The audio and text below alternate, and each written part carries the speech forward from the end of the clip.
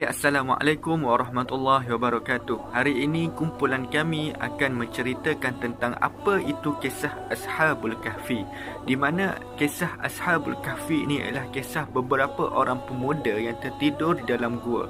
Pada asalnya mereka ini hidup pada zaman Raja Rom dan beberapa ratus tahun sebelum diutusnya Nabi Isa alaihi wasallam. Akibat mereka ini tidak ingin mengikut pemerintahan yang dilakukan oleh Raja Rom pada masa itu, lalu mereka ini lari bersembunyi dan mereka tertidur di dalam sebuah gua. Ada ayat Al-Quran yang berbunyi dalam surah Al-Kahfi yang menceritakan tentang kisah Ashabul Kahfi ini, iaitu ayat 10. A'udzubillahi minasyaitonirrajim. Iz awal fityatu ilal kahfi faqalu rabbana atina min ladunka rahmatan wa hayyi lana min amrina rasyada. Dan maksudnya, ingatlah tak kala pemuda itu mencari tempat berlindung ke dalam gua, iaitu mereka berdoa, wahai Tuhan kami, berikanlah rahmat kepada kami dari sisimu dan sempurnakanlah bagi kami petunjuk yang lurus dalam urusan kami ini. Manakala ayat yang ke-11 pula berbunyi, fadarabna ala azanihim ilal fil kahfi sini na'adada, maka kami tutup telinga mereka beberapa tahun dalam gua itu.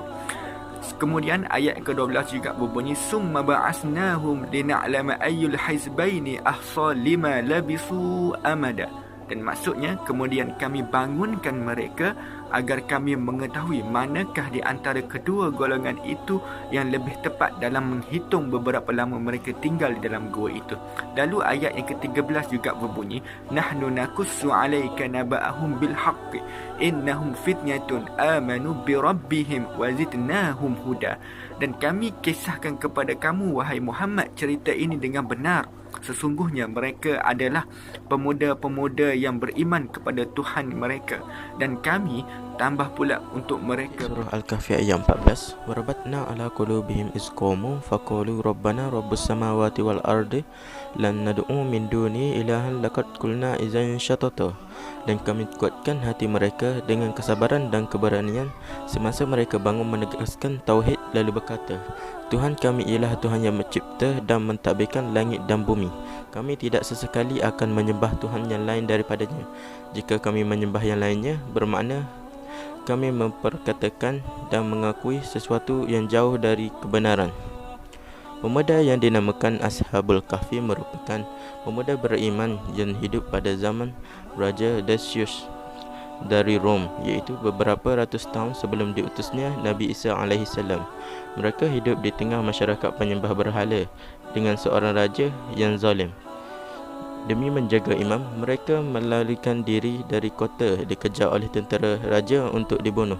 Hingga pada suatu ketika, sampailah mereka di mulut sebuah gua yang kemudian dijadikan sebagai tempat persembunyian. Di dalam Al-Quran dari ayat 9 hingga 26, surah Al-Kahfi diceritakan kisah beberapa orang pemuda beriman yang telah melarikan diri ke sebuah gua dan bagaimana Allah Subhanahu wa taala tidurkan mereka selama 309 tahun. Harian pun bermula.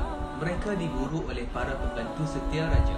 Mereka bukan sahaja diburu oleh tentera Rom, bahkan turut diberi tekanan oleh penduduk tempatan yang berpegang kuat terhadap agama nenek moyang mereka. Sesiapa di kalangan mereka yang mampu mencari dan membawa pemuda-pemuda tersebut ke hadapan, raja telah berjanji untuk memberikan hadiah dan kenaikan pangkat. Ada sekumpulan pencari dan pegawai kerajaan yang akhirnya menemui sebuah gua di kawasan pedalaman. Tetapi oleh kerana gua itu dianggap sangat menggerunkan, mereka takut untuk memasukinya. Lihatlah betapa bersihnya hati dan akhlak mereka. Walaupun dalam keadaan yang cemas dan sukar serta kelaparan, mereka masih berpesan kepada sahabat mereka yang ditugaskan ke kota mencari makanan itu supaya mencari dan memilih makanan yang bersih lagi halal. Ini menandakan bahawa mereka adalah pemuda-pemuda yang bertakwa kepada Allah Subhanahu wa taala.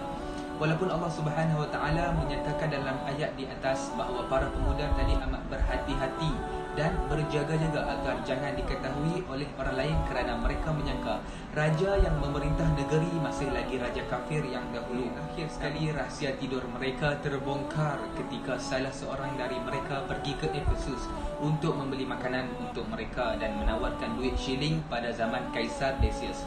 Oleh kerana ia adalah dunia yang berubah, dia secara semula jadi menarik perhatian kerana dia mengenakan kostum fashion berusia 300 tahun dan berbicara bahasa yang berbeza dari bahasa mereka. Sambungan daripada kisah Ashabul Kahfi yang diceritakan oleh rakan-rakan saya, iaitu pada ayat 17 surah Al-Kahfi, Allah Subhanahu Wa Taala berfirman yang bermaksud, dan kamu akan melihat matahari ketika terbit condong dari gua mereka ke sebelah kanan, dan bila matahari terbenam menjauhi mereka ke sebelah kiri, sedang mereka berada dalam tempat yang luas dalam gua itu.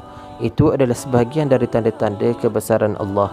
Barang siapa yang diberi petunjuk oleh Allah, maka dialah yang mendapat petunjuk, dan barang siapa yang disesatkannya, maka kamu tidak akan mendapat seorang pemimpin pun yang dapat memberi petunjuk kepadanya. Okey, daripada ayat ini jelas bahawa Allah Subhanahu Wa Taala menjaga hamba-Nya yang taat dari sengatan matahari, di mana apabila matahari terbit posisinya menyerong ke arah kanan gua, adapun ketika terbenam pancaran sinar matahari menerpa ke sebelah kiri gua, sehingga sengatan panas matahari tidak menimpa mereka secara langsung yang bisa menimbulkan kerosakan bagi tubuh-tubuh mereka. Mereka juga berada dalam tempat yang luas dari gua itu. Keadaan demikian supaya hawa dan arus udara mengenai mereka dan kandungan udara yang buruk dapat keluar. Seterusnya pada ayat ke-18 pula, Allah Subhanahu Wa Taala berfirman yang bermaksud, dan kamu mengira mereka itu bangun padahal mereka tidur, dan kami balik-balikkan mereka ke kanan dan ke kiri, sedang anjing mereka mengunjurkan kedua lengannya di muka pintu gua. Dan jika kamu menyaksikan mereka, tentulah kamu akan berpaling dari mereka dan melarikan diri, dan tentulah hati kamu dipenuhi dengan ketakutan terhadap mereka. Okey, di sini ini juga merupakan pemeliharaan Allah terhadap tubuh-tubuh mereka, kerana umumnya gesekan bumi mampu menggerogoti tubuh yang bersentuhan dengannya. Di antara ketentuan Allah Subhanahu Wa Taala, dia membolak-balikkan tubuh mereka ke kanan dan ke kiri sehingga tidak menyebabkan bumi merosak tubuh mereka. Adapun penjagaan daripada kalangan manusia, Allah Subhanahu Wa Taala mengabarkan bahawa mereka dijaga dengan perasaan takut yang Allah tebarkan.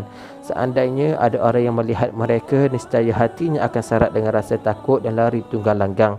Inilah faktor yang menyebabkan mereka boleh tinggal lama dan tidak ada seorang pun yang berhasil menjejak mereka, padahal keberadaannya dari kota tersebut sangat dekat sekali. Ayat ke-22 surah Al-Kahfi pula, Allah Subhanahu Wa Taala menceritakan tentang bilangan pemuda Ashabul Kahfi. Syekh Dr. Al-Wahbah Az-Zuhaili menafsirkan ayat ini dengan mengatakan bahawa telah berlaku perselisihan dalam menentukan bilangan pada zaman Rasulullah sallallahu alaihi wasallam. Tetapi setelah melihat kepada tafsiran-tafsiran ahli tafsir, para ulama cenderung untuk mengatakan bahawa pendapat ketiga, iaitu bilangan Ashabul Kahfi adalah 7 orang, dan yang ke-8 adalah anjing mereka lebih tepat dan kuat. Ini kerana pada ayat tersebut Allah Subhanahu Wa Taala tidak menyifatkan pendapat yang ketiga itu dengan kata-kata tanpa ilmu. Walau bagaimanapun, Allah Subhanahu Wa Taala menyambung ayat tersebut dengan mengatakan bahawa hanya dia dan sebahagian sedikit manusia yang mengetahui akan bilangan sebenar. Menurut para ulama juga Ashabul Kahfi, penghuni gua yang dimaksudkan dalam ayat di atas, terdiri daripada 7 orang pemuda yang bernama Tamlika, Maksalmina, Martunus, Nainunus, Saryunus, Zunuwanus, Falyastati Yunus. Dan semasa dalam perjalanan ke gua itu, ketujuh-tujuh mereka telah ditemani oleh seekor anjing bernama Qutmir. Alhamdulillah, sungguh mantap penjelasan yang diberikan oleh sahabat-sahabat kita sebentar tadi. Secara keseluruhannya, daripada kisah Ashabul Kahfi yang diceritakan oleh Allah dalam Al-Quranul Karim ini, serba sedikit memberi gambaran tentang kekuasaan Allah Subhanahu Wa Taala kerana telah menidurkan selama 309 tahun. Masya Allah. Daripada kisah ini juga kita sewajarnya mengambil pengajaran. Yang pertama sekali ialah dengan berpegang teguh dengan akidah Islamiyah seperti mana yang dilakukan oleh 7 orang sahabat Ashabul Kahfi. Dan yang kedua, sentiasa berdoa memohon perlindungan daripada Allah Subhanahu Wa Taala kerana Allah sahaja sebaik-baik pelindung. Yang ketiga, sentiasa menjauhkan diri daripada fitnah. Dan yang terakhir, membuktikan bahawa Ashabul Kahfi ini merupakan suatu kekuasaan Allah Subhanahu Wa Taala, kerana dengannya Allah Subhanahu Wa Taala berhak menghidup dan mematikan. Subhanallah.